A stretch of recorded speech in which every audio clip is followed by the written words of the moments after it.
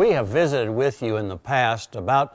the importance of knowing the length of stage 2 of calving. That time when a cow or a heifer is actually in labor before she delivers a calf, and using that as a guideline as to when we might want to bring her in to examine her to see if assistance needs to be applied. And we've talked about that for that first calf heifer, it needs to be about 1 hour. And in the case of the mature cow that's had calves before, about 30 minutes is probably our guideline as to when we want to check to see if they need some assistance. That is important because of the health of the baby calf that's going to be delivered, but also the reproductive health of that cow. You see, there's data comes from a USDA station at Miles City, Montana,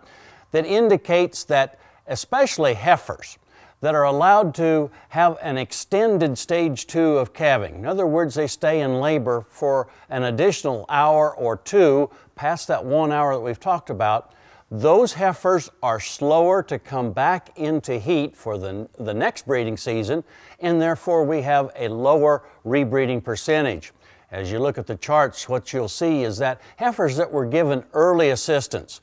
at or about 1 hour's time,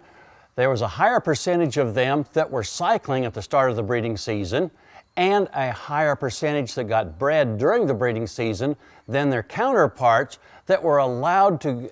maintain and stay in stage 2 of labor for an additional hour or more. So as we're working with cows or heifers during this